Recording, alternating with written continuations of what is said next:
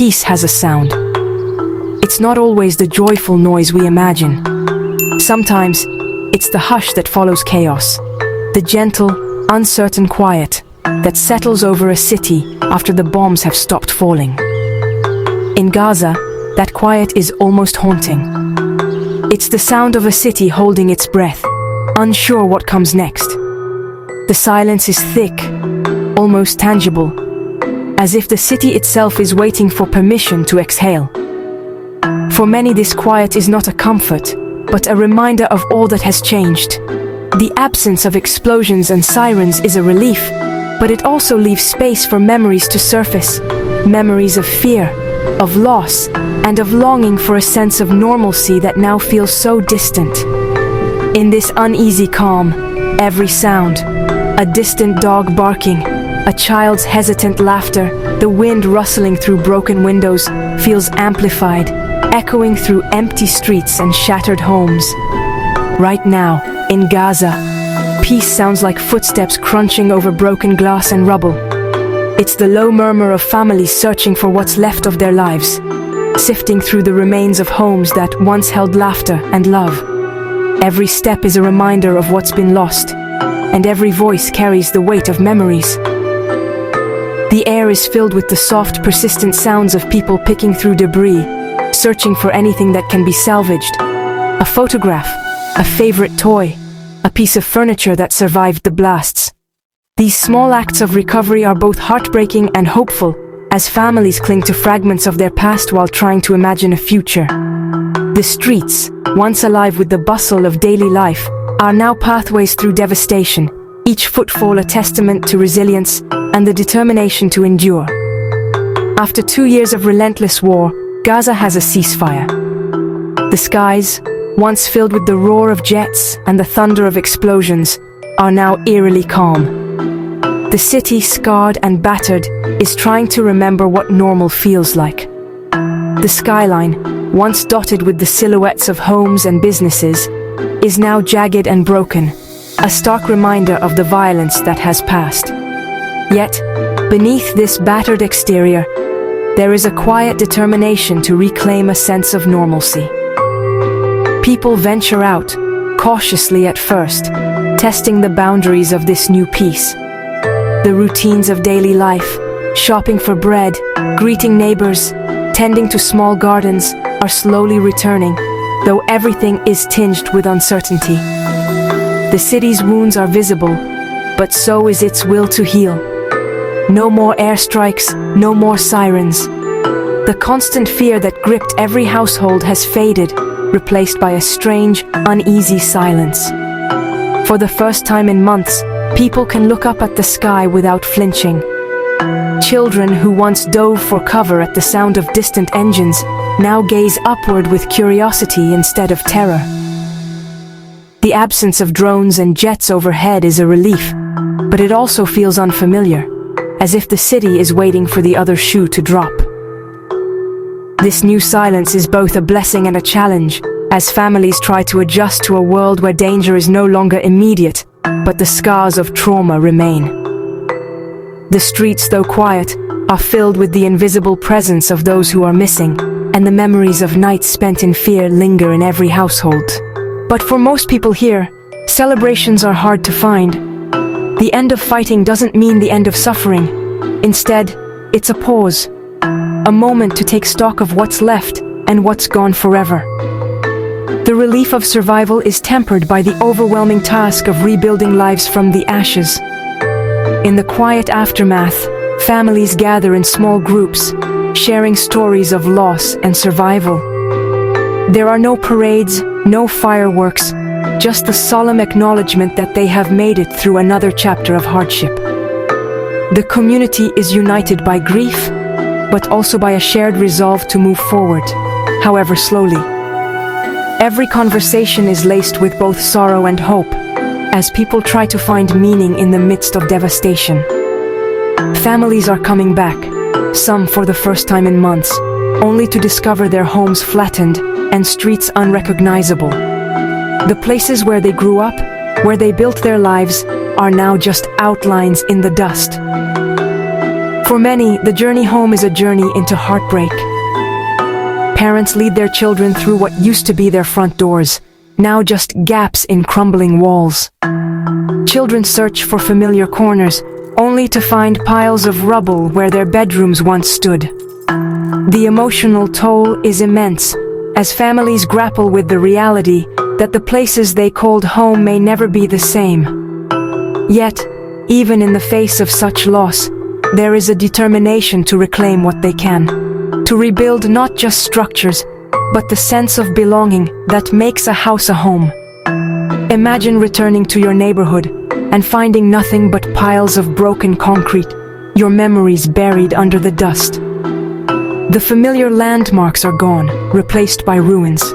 Every corner holds a story of loss, and every street is a reminder of the life that was.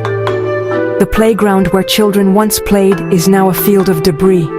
The market where neighbors gathered is a shell of its former self. The sense of disorientation is profound as people try to navigate a landscape that is both familiar and utterly changed. Yet, amid the devastation, there are signs of life. Flowers growing through cracks in the pavement, birds nesting in the remains of buildings. These small miracles offer a glimmer of hope, a reminder that life persists even in the harshest conditions. Basic things, water, electricity, even a place to sleep, are still scarce. Many families rely on water trucks for their daily needs, and nights are spent in darkness, with only the stars for light. Some sleep in tents, others in the shells of their former homes, exposed to the elements. The struggle for survival continues, as people line up for hours to collect water, ration what little food they have, and try to stay warm as the nights grow cold. The lack of electricity means that evenings are quiet, with families gathering around candles or small fires, sharing stories and comforting one another.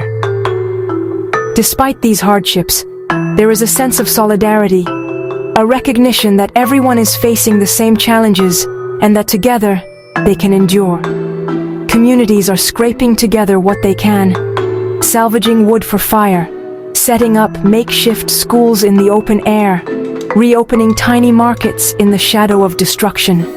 Life is being rebuilt, piece by piece, with whatever is at hand.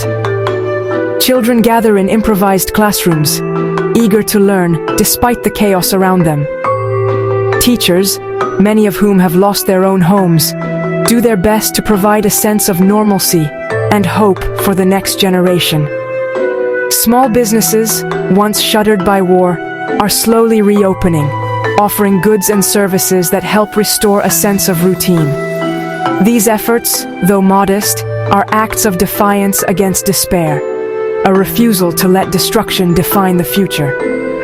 The community's resourcefulness is on full display as people find creative solutions to the challenges they face. It's not the life anyone would wish for, but it's life, and it goes on. People share meals among the ruins, finding comfort in each other's company. Daily routines, once taken for granted, have become acts of quiet defiance, a way to say, we are still here. The simple act of preparing food, of sitting together to eat, becomes a celebration of survival. Children play games in the streets, their laughter a welcome contrast to the silence of destruction. Elders tell stories of the past, passing down lessons of resilience and hope.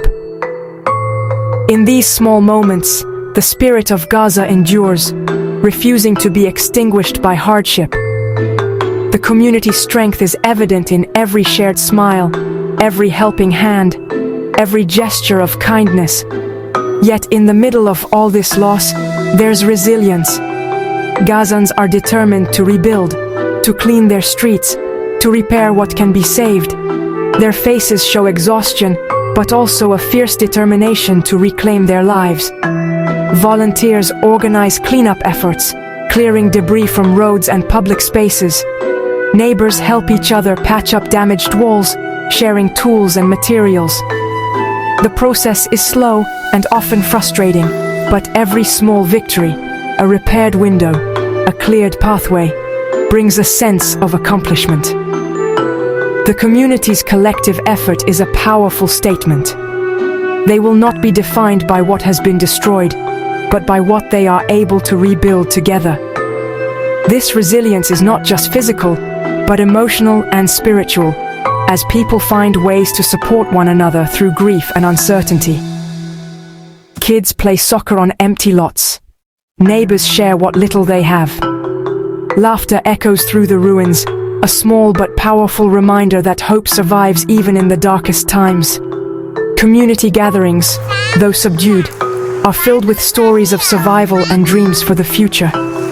These moments of connection are vital, providing a sense of belonging and purpose. Children, resilient and adaptable, find joy in the simplest things: a makeshift ball, a game of tag, a shared meal. Adults, too, draw strength from each other, finding comfort in shared experiences and mutual support. The bonds of community are stronger than ever, forged in the fires of adversity and sustained by a shared commitment to rebuilding. As one Gazan said, "We're happy just to return, even if it's to the rubble." For many, simply being able to stand on their own land, to see familiar faces, is a victory in itself. There's relief in survival and gratitude for every small mercy. The act of returning, of reclaiming space, is an assertion of identity and belonging. People take pride in their resilience, in their ability to endure and adapt. The sense of community is palpable, as neighbors greet each other with hugs and words of encouragement. Even in the midst of destruction, there is a sense of hope, a belief that together they can rebuild not just their homes, but their lives and their future. The war is paused, but the struggle isn't over. The wounds, both physical and emotional, will take years to heal. The uncertainty of the future hangs over every conversation, every plan. Families worry about how they will rebuild, where they will find the resources they need, and what the future holds for their children. The trauma of war lingers, manifesting in nightmares, anxiety, and a pervasive sense of vulnerability. Yet, even as they face these challenges, Gazans refuse to give in to despair. They draw strength from their faith, their families, and their community, finding ways to cope and to hope. The road ahead is daunting, but the determination to move forward is unwavering. For Gazans, peace isn't a finish line. It's just the start of a much longer journey to heal and rebuild. Every brick laid, every wall repaired, is a step toward reclaiming their city and their dignity.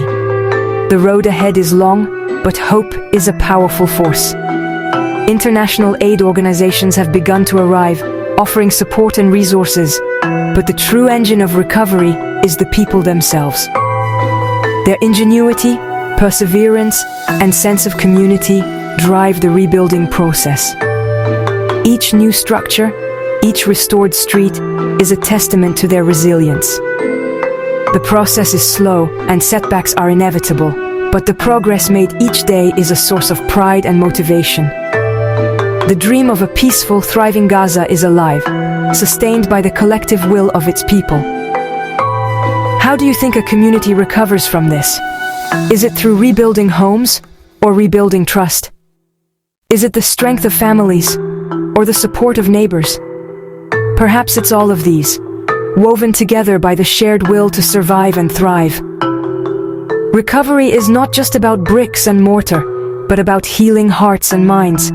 It's about restoring a sense of safety, of possibility, of hope. The conversations happening in living rooms, in makeshift community centers, and on street corners are as important as the physical reconstruction. People are sharing ideas, offering support, and envisioning a future where peace is more than just the absence of war. The process is ongoing, and everyone has a role to play. Let us know in the comments, and share this video to keep hope alive.